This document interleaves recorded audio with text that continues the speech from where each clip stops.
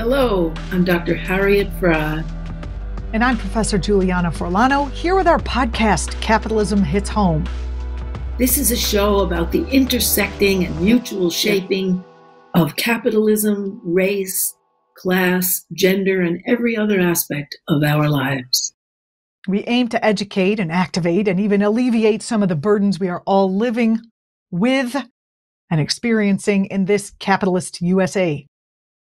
We hope that this program serves you well, and we really would like your feedback as to whether it does serve you well, as to whether you would like some changes, some topics. Which particular topics? Yeah, the topics would be good. What bores you? We love your feedback, so give it to us. Thank you.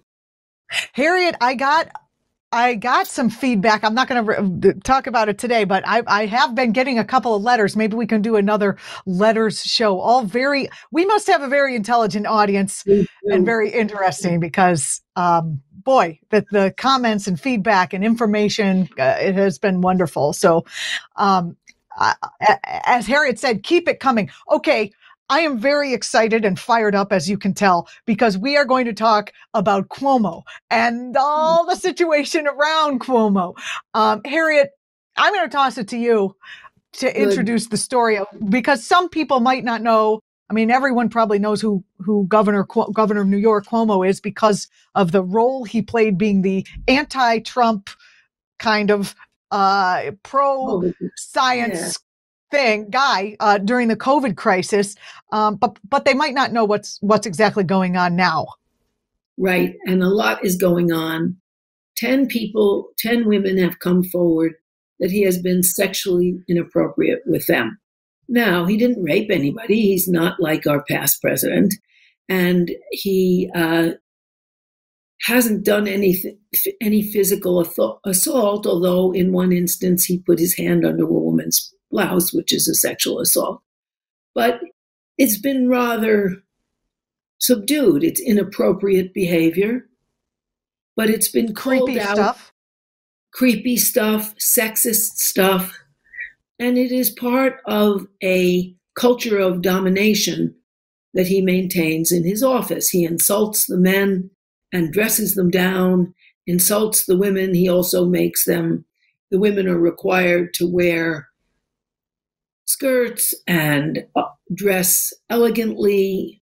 A woman wore a plaid shirt. He said she looked like a lumberjack. There is. I'm laughing at this. I don't know. Honey and sweetie as demeaning terms. However, I hate to say this, but it sounds very Italian. It sounds incredibly old school Italian type of patriarchal values. Busting everyone's hump, and the women are supposed to dress in like this sort of Milan-esque fancy way. And he also dresses them down and humiliates and insults them. He has a bullying demeanor in his office where he tries to dominate. Isn't that how he came to office? I mean, his father was Mario Cuomo, and he came across as like the sweet guy, the nice guy, because he had Andrew in his corner doing all the bruiser-ish work that does happen and kind of goes on and needs to happen, behind the scenes in any administration. Andrew was the enforcer, and he takes that role very seriously and tries to dominate. So there are those accusations of inappropriate sexual behavior.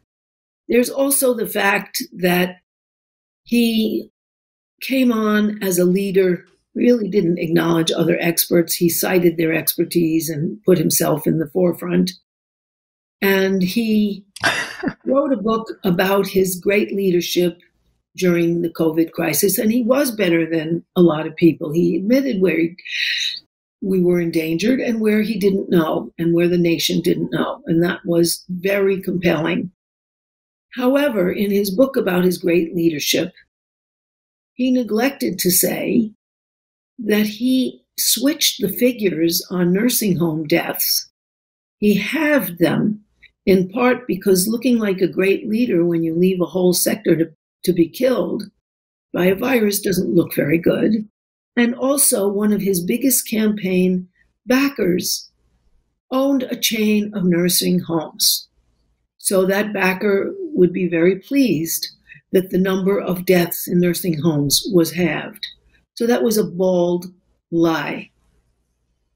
He's also accused of taking, I think it's $4.2 million as an advance for a book on his leadership during the COVID crisis.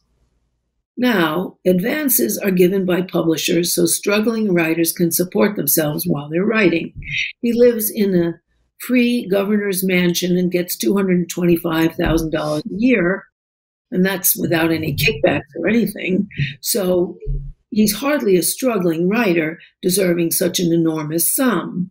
And he had people... They don't even give those to struggling writers anymore. They don't even do that. That's out the door. Struggling writers don't get book contracts. That's what happens. Exactly. No offense to anyone. Exactly. I don't want to crush anyone's creative spirit right now, but that's kind of how that goes for a while. But at any rate, he also had people in his office work on this book for no extra compensation, a book for which he was getting, just as an advance, $4.2 million. So that these are definitely inappropriate, crooked acts. However, but I don't think he should quit. Do you? I don't think he should quit until the report comes out that investigates all of the different corruption allegations. But one of the reasons that he has gotten so much attention for a level of routine corruption is that really the country's falling apart. The middle class, which was the center, doesn't exist anymore. People are polarizing right and left. His center-right position, which protects the top and never wants to tax the rich, but is protective of almost all people during COVID, is a position that can no longer be maintained. People have so he's either going to have to move left or move get right. out. Or move right. Get out. Because really the left position... But the left hates him because of all the things that he's done in the past that were not, pure progressive values. Although he did stop fracking in New York State, for which I grant him an enormous, enormous kudos. Also, before the pandemic, he closed 20,000 public hospital beds, which helped make hospital overflows and impossibilities during COVID. He has a very mixed middle kind of record, and there is no space for the middle. The middle's fallen apart, just like the middle class has fallen apart. I don't think the left will have him. The left... I don't think so. The guy touched somebody's shoulder, and the left is like, we got to get rid of him. And I think that is a bit much. I think if he can be pushed, the guy is a politician. He wants the power of the politician's, leadership role. And I don't doubt that he would love to be president at some point if that could happen. So if he's pushable, I feel like that's the best you can ask for in a leader, in this country at this moment, if they're pushable by a progressive movement. And did you ever watch the show? What was it called? The one with Kevin Spacey, who was the hardcore politician who was like killing people, but he was also on the left. Do you remember this show? House of Cards. It was called House of Cards. That was on for a while until Kevin Spacey's House of Cards fell in on him. But without that, all the people I had talked to that were progressives were like, we need a guy like that. We need a progressive guy who's willing to murder people to get the job done. And I'm like, that's Cuomo. Yes. Although he's not quite as progressive as one might want, but still. No, he's not progressive. Really, he's not progressive. He's fought tooth and nail to stop the wealthy from paying taxes. And billionaires during this terrible pandemic that left 60% of our people unemployed netted them $1 trillion in profits. And so it even increased the grotesque inequality of our society. And he has supported that and supported them who then support his campaign. But there's another contested Isn't aspect. that politics? Yes, it is, which is, Al Franken was pushed to quit just for coming behind somebody and tickling her. It was a joke. He was pushed to quit off a joke. I met Al Franken once, and he said to me, because I was doing stand-up at the time, and he said to me, if you ever run for office, they're going to take everything that you say as a joke and use it against you as if you really meant it. And that was before any of this happened. That photo of him kind of going, to the breasts of the woman like this. And it was a joke. And I mean, the left is known for not knowing what a joke is.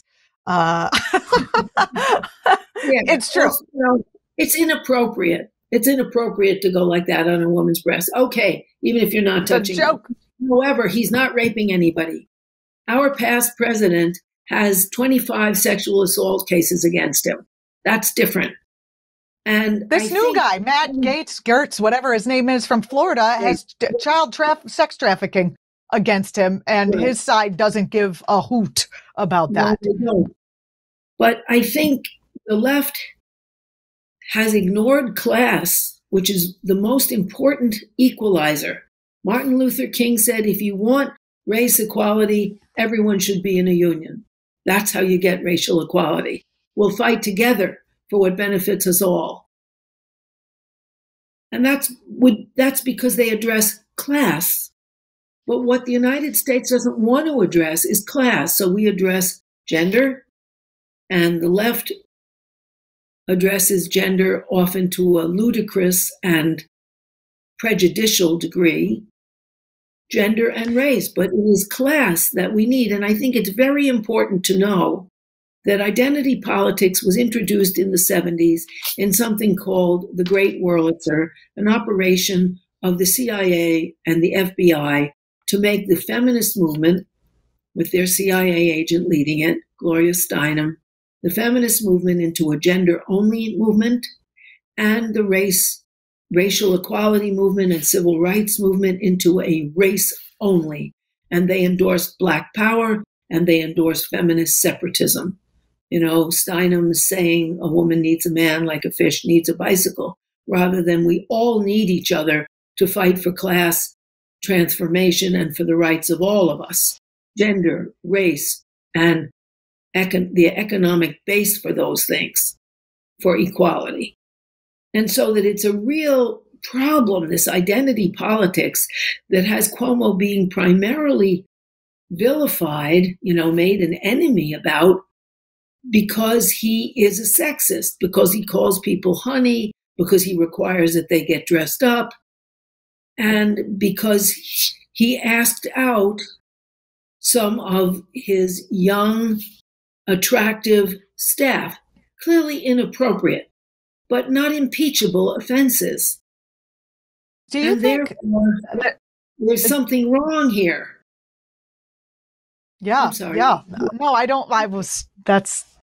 There is something wrong here. And as we were talking before, we talked about how it's taking someone to the gallows, either figuratively or career-wise, or even literally to the gallows over some offenses like that, when there are men and people who are committing the most egregious of rapes,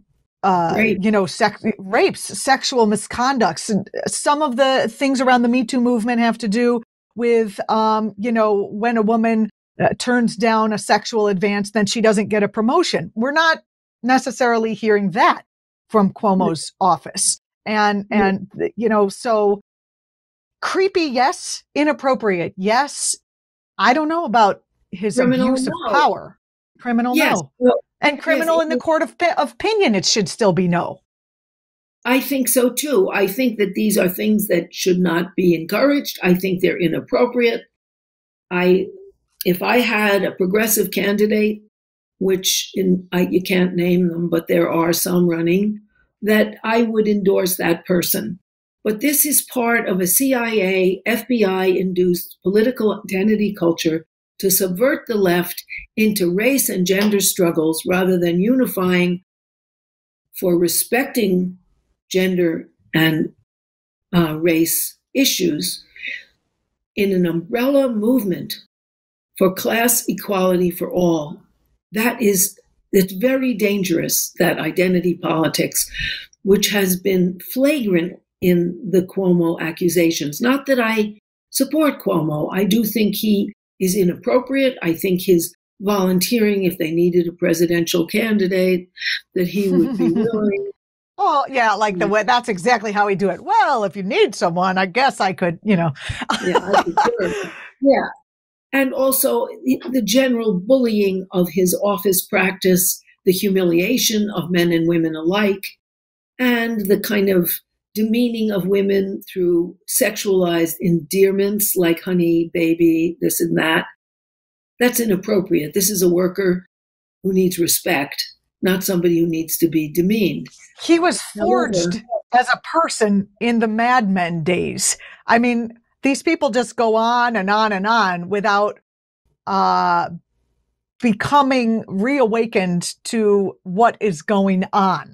Do you know what I mean? Like right now is not the time. Have you heard of the movement? Have you, times have changed. Times have changed, and he didn't change with it, which is on his side of the street in terms of responsibility. He has a whole protocol for not discriminating against women on the basis of gender. He doesn't necessarily follow it, but he does have it, just like he has an ethics protocol. He had an ethics committee, which then started to investigate him, so he dismantled the whole ethics committee. And his gender suggestions were progressive, however, he didn't follow them. And no matter what culture he was forged in, we were all I'm old. I was forged in a very sexist culture. It doesn't mean I have to be a sexist. And I was forged in a more racist culture. And it doesn't mean I have to be a racist either. And I was forged in a culture that doesn't recognize anything but capitalism. But it doesn't mean that I can't endorse socialism wholeheartedly. So the fact that he came from a macho culture is not an excuse. It's only an explanation. And to understand it doesn't mean to excuse it.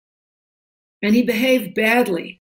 But if he behaved impeachably, and if his impeachment is not based on his corruption and his lying and his exploitation of workers when he's gotten a $4.2 million advance, seemed to me to be on a different level from making inappropriate comments. And I don't know. Is it impeachable to have workers write your book and then you not compensate them? Or is that just kind of, well, you'll have to bleep me, Brian. I think it is fraudulent. It is fraudulent to accept an advance for writing a book and then have people that we pay for as citizens of New York help you write the book. Oh, right. Okay. I see. I see the problem. Yes. It is. Yes. If he had the taxpayers pay for it and he took the money. Right. Pay for his self-glorifying. Harriet, I've heard some rumors that the right wing and some powers that be want him out because several of the cases against Trump are going to be litigated in New York State. Do you have any information about that?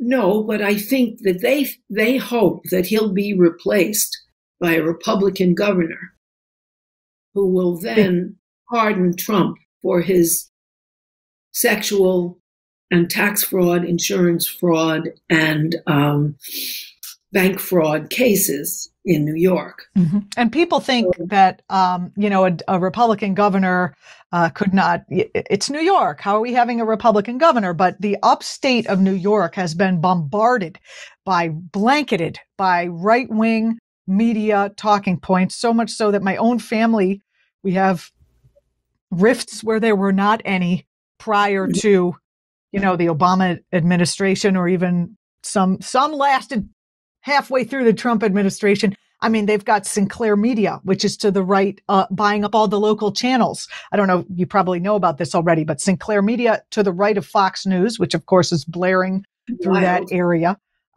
buying up local channels and giving talking points to the same local news people that you have grown up with your entire life, that you have been listening to for 25 years, Maureen Green, reporting from the State Fair of New York, and that you've come to trust, and all of a sudden she's got a right-wing, a practically fascist viewpoint. And they've managed to buy 2 of the 3 local news channels in Syracuse, New York, where I come from, and nobody knows. Nobody knows that. It's just like, That's so cool. it's not unheard of to try to flip, Republicans and the right wing. They have long-term plans. They don't care that New York is almost all blue. They got plans. They'll disenfranchise the voters. They'll get upstate, they'll brainwash upstate. I mean, there didn't used to be anti-abortion, billboards all over upstate New York, which was like the home of Catholic, progressive, working class worker struggle. I think the Catholics in Syracuse actually had a stop on the Underground Railroad. There was racial solidarity. It's decimated there.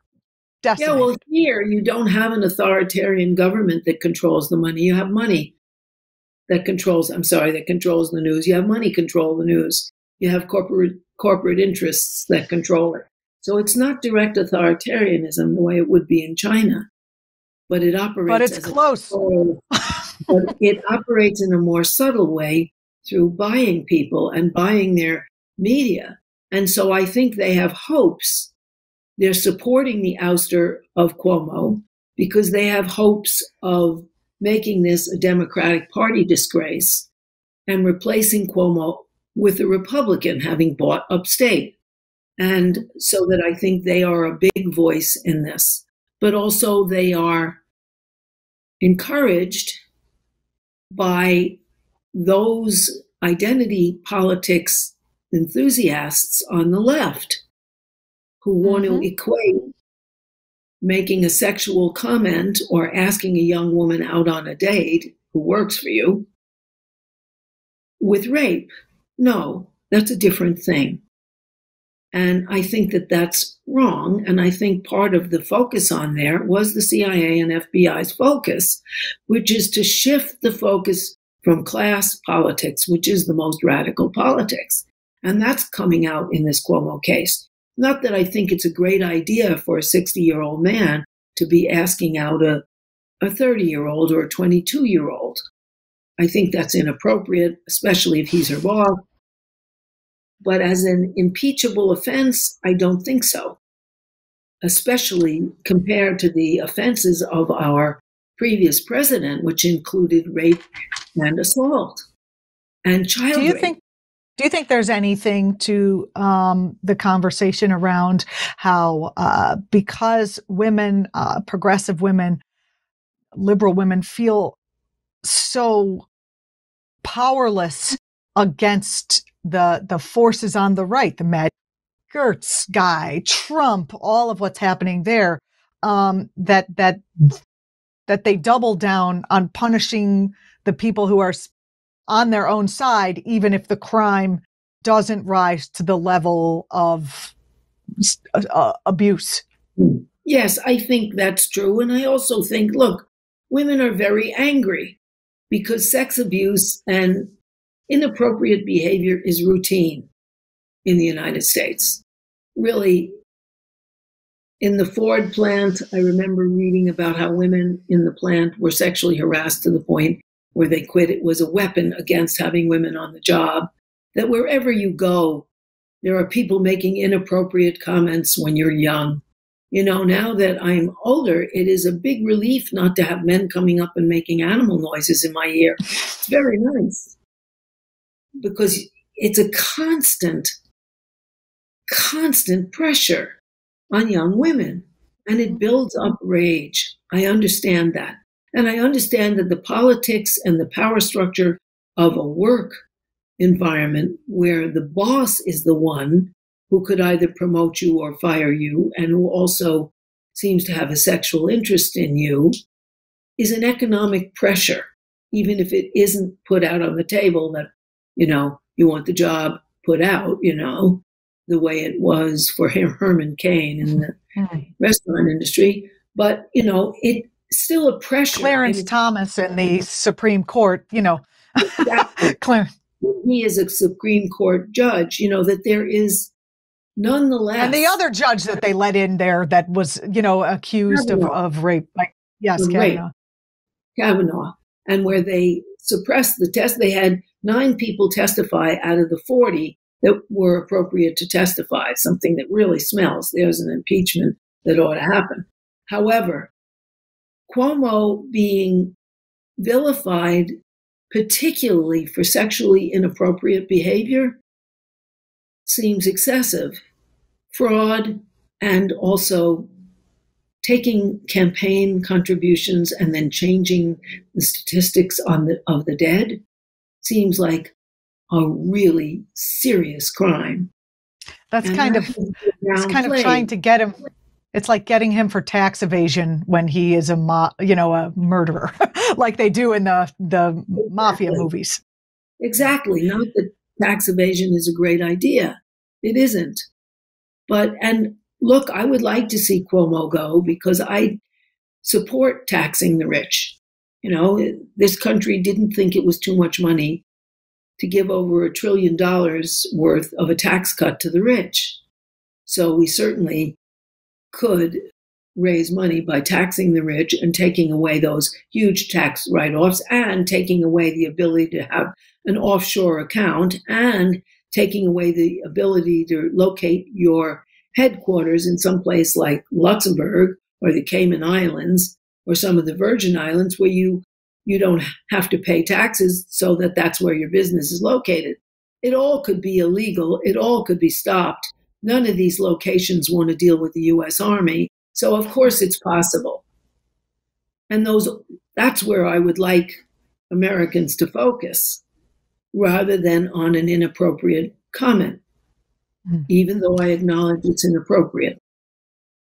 Harriet, this has been a great discussion as usual. Unfortunately, we're back to 1 minute left. We always wind up at 1 minute left. I do want to thank all of you for listening. The podcast is made possible by Democracy at Work. We do still need your support. Democracy at Work is supporting this podcast financially, and we have had a tremendous amount of growth. So thank you to everyone who has contributed.